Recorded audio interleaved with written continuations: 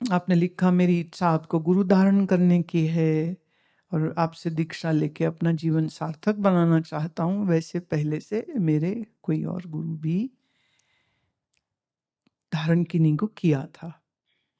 देखिए, पहले एक गुरु थे, वो अब पसंद नहीं आ रहे, अब हम पसंद आ रहे हैं। थोड़े दिन बाद फिर हम भी पसंद नहीं आएंगे, फिर तुम कोई और को पसंद कर लोगे, तो ये तो अच्छी बात नहीं होती है। मैं चाहती हूँ, हमारी एक पुस्तक है सदगुरु पूरा पायो, ये पुस्तक आज आप जरूर लेके जाना, उसको अच्छे से पढ़ो। गुरु का मतलब क्या होता है और शिष्य का मतलब क्या होता है, ये पसंद वाली बात नहीं। ये तो वही हो गई ना, जैसे लड़के जब जवान होते हैं ना, तो हर लड़की उसको अच्छी लगती है। मुझे लगता है ये भी मेरी सहेली बन जाए, ये भी मेरी सहेली बन जाए, ये भी मेरी सहेली बन जाए। पर आखिरकार वो शादी तो किसी एक से करेगा ना, अब 3 से तो नहीं कर सकता ना। तो वैसे ही आजकल कानून बन गया है, नहीं कर सकते, है ना। वो सबके लिए लॉ एक सा होना भी चाहिए ना। गुरु तत्व क्या है, पहले ये जानिए आप। गुरु किस कहते किसको है? क्या ज्ञान देने वाला सिर्फ गुरु होता है? कोई किसी गद्दी का हेड हो वो गुरु होता है? ये गुरु को तत्व को समझना पहले जरूरी है। तो फिर से मैं कुछ कहूं उससे बेहतर है शास्त्र क्या कहता है, आप उसको समझिए, है ना। तो भगवान भोलेनाथ स्वयं बता रहे हैं गुरु किसको कहते हैं, शिष्य किसको कहते हैं। क्योंकि कभी कभी ऐसा होता है, गुरु जी तो बहुत अच्छे हैं, चेला ही निकम्मा है। और कभी कभी चेला बहुत अच्छा है पर गुरु निकम्मा है, वो गुरु गुरु था ही नहीं। अभी मैंने कहा ना, पेट वाला चपेट वाला। और फिर कई बार मैंने ये देखा, वो पेट चपेट नहीं थे वो लपेट वाले। लेकिन जब ज्यादा प्रसिद्धि हो जाए, जब ज्यादा पैसा आ जाए, तो दिमाग खराब हो जाता है। ये मैं गृहस्थियों की बात नहीं कर रही हूं, मैं अच्छे अच्छे गुरुओं की बात कर रही हूं। प्रसिद्धि और पैसे ने उनका दिमाग खराब कर दिया, नहीं तो वो भी आदमी ठीक ठाक ही थे। फिर तो वो ऐसे बिगड़ते हैं कि क्या ही कहने। इसलिए क्या ऐसी परिस्थिति होती है कि जहां विद्वान आदमी भी मूर्खों वाली हरकतें करने शुरू कर देता है। अजब है ये। इसी को कहते हैं ना कि जब तक वैराग्य और ज्ञान की भट्टी में जला ना हो, तब तक वो संत नहीं होता है।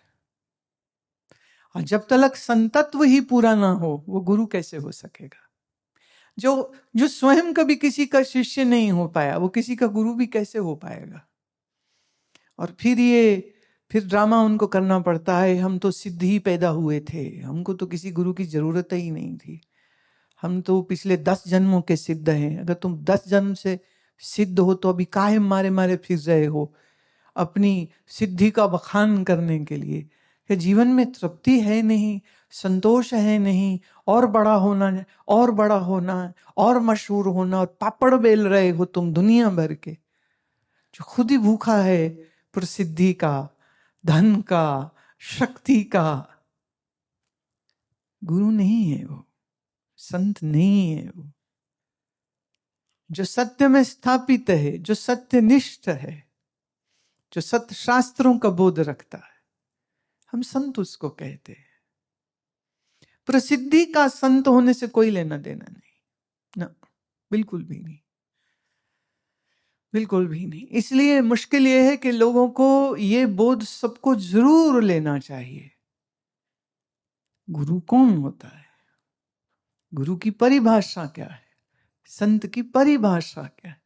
एक दफे ये समझ लग जाए तो फिर ये भी समझना चाहिए कि शिष्य कौन होता है, शिष्य के गुण क्या होते हैं, शिष्य होने की परिभाषा क्या होती। तो जब ये दो चीजें आपको ठीक से समझ लग जाती है ना, तब फिर ये नहीं होता पहले वो पसंद थे अब आप पसंद हो। एक बार मुझे कोई मिले, कहते हम ना आपको गुरु बनाना चाहते हैं, हमारे वैसे गुरु हैं पहले से। मैं क्या पहले से हैं तो फिर क्यों नए बनाने? नहीं, उनको गाना ही नहीं आता।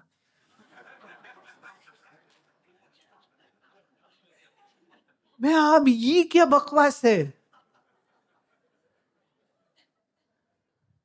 एक और मिले ऐसे माता, कहती आपको गुरु बनाना है, वैसे गुरु हैं। मैं क्या वैसे गुरु हैं, फिर नया क्यों बनाना? कहती वो बूढ़े हो गए अब,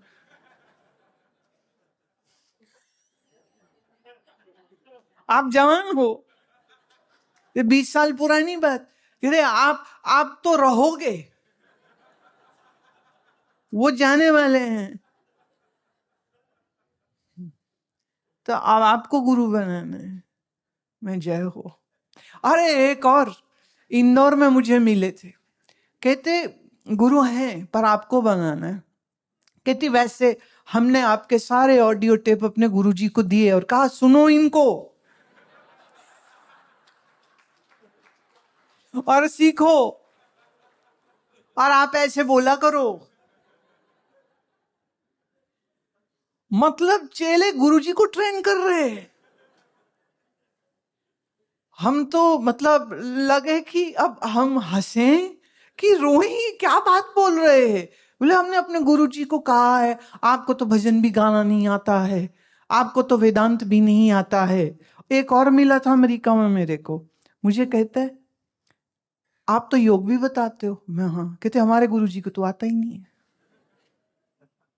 फिर हमने भी चुटकी ले ली। मैं कहा उनको हमारे पास भेज दो, हम सिखा देंगे।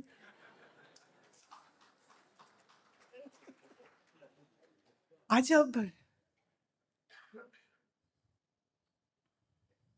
माने जिस जिस गुरु के ज्ञान पर चेले को संशय है, वो चेला कैसा। और तुमने कैसे, मतलब ये समझ कहां से ले ली? जब जब उनसे दीक्षा लिया तब वो गुरु ठीक लग रहे थे, फिर वो ठीक नहीं लग रहे थे। ये तो ऐसे हो गया ना, शादी से पहले लड़की बहुत प्यारी थी, शादी के बाद दिमाग ही खराब हो गया इसका, तो अब ये ठीक नहीं रही, अब तो इसको हम छोड़ देंगे, हम डाइवोर्स कर लेंगे। ये ऐसे थोड़ी होता है, ये कोई मजाक है क्या? आज ये पसंद आ रहे, कल वो पसंद आ रहे, ऐसे नहीं होता। तो सदगुरु पूरा पायो ये पुस्तक है, इसका अंग्रेजी में भी है, इन अ क्वेस्ट ऑफ ए सदगुरु। In that I have explained what are the attributes of a guru and what are the attributes of a seeker or a disciple, who can be called a guru and who cannot be, who can be called a seeker, a disciple, and who cannot be. So once you go through this, the basic knowledge about the understanding of what a guru is or who a guru is, then only you can be in a position, be in that understanding to know whether you are a true seeker or not. If you are not a true seeker, you will end up with some charlatan, you will end up with some deceptive person, you will end up where you are going to ruin your life because of that. So that understanding is very important.